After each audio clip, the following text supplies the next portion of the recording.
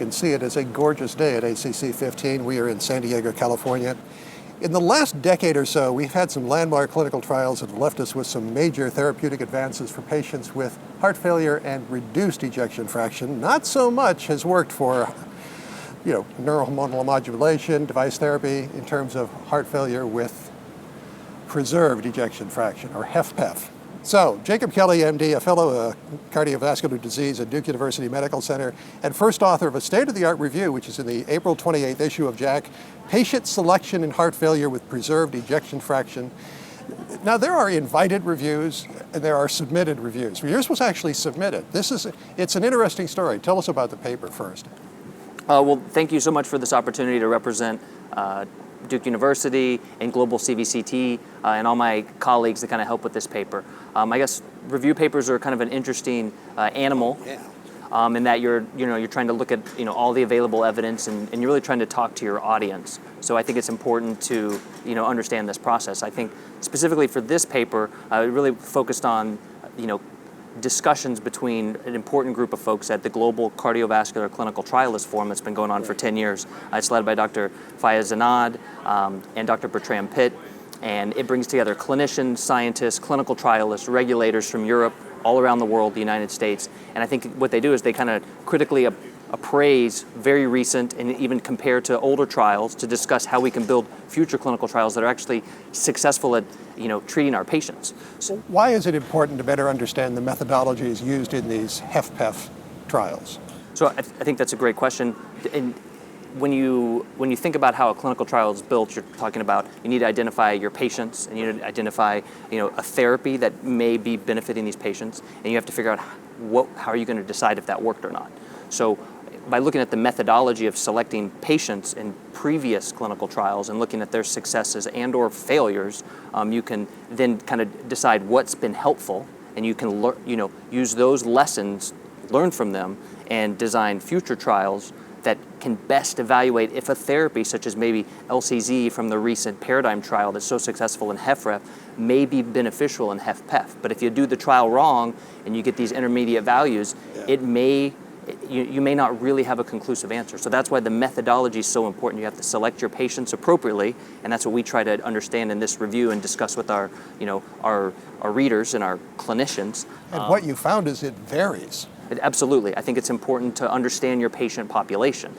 You look at your patients that you actually want to study. You look at the intervention or the therapy, be that a drug, perhaps a device, and then you need to kind of mesh the things together. So I think by looking at prior trials, looking at those patient selection criteria that drove event rates, I think you can get an idea how to power your study and how to select for patients so that you have your best chance of determining if that test, that therapy is helpful for our patients, which is really what we want. We want to improve the lives of our patients. Well, I mean, you had to wrap your mind around the fact you've got guideline definitions of HFpEF, you have clinical trial definitions, you have cut points used to indicate HFpEF that can vary. You had some real challenges here. What did you find when you put it all together? Well, I think I'm going to focus again on you need to take this group of thought leaders in the field, and you have to really see what they've said about previous trials, really critically appraise them, think about it, and see where things have been successful. And then you need to find out which things seem to have been successful. And what we found just on our review, and this is what we suggest, and I think you can see that from the trial evolution from previous to current, that by using higher levels of EF, I think you're selecting for a more true HFpEF versus a HFrEF population. By using elevated levels of natriuretic peptide levels, even higher perhaps in patients with comorbidities, which are very common and very important in HFpEF, such as atrial fibrillation, can select for specificity of HFpEF.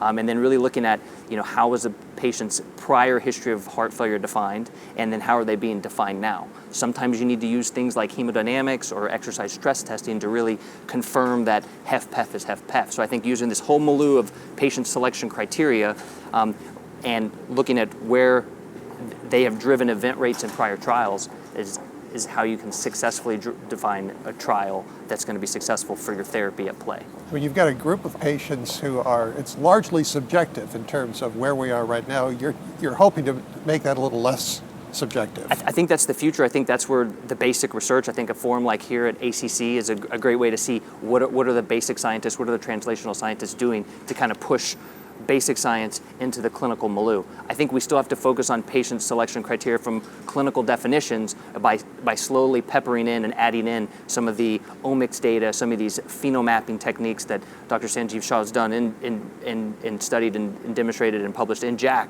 on how to use novel therapy or novel diagnostic techniques to identify these patients. By using the actual definitions that clinicians are using to define their patients in clinical trials, we're going to inform clinicians how to treat these patients. If we don't use what the actual clinicians are using as definitions, then it's not going to inform or change treatment of patients. This is how we're defining HFpEF out there. It's a very subjective, so we try to solidify it the best we can so we can give that message to clinicians, but also study it in a rigorous way so that we know when we find that therapy that works for these patients, and we will, that we can move that message to clinicians into practice. If the methodologies are all over the map, it's no wonder it's hard to find things that work. We really need a better understanding of who these people are and then study them very carefully. I think that's exactly right. I think by using current clinical standard definitions that are universal from country to country, site to site, from language to language, and then adding on some of these new omics techniques, imaging techniques, I think we can better understand the population and better choose the right patient population to treat.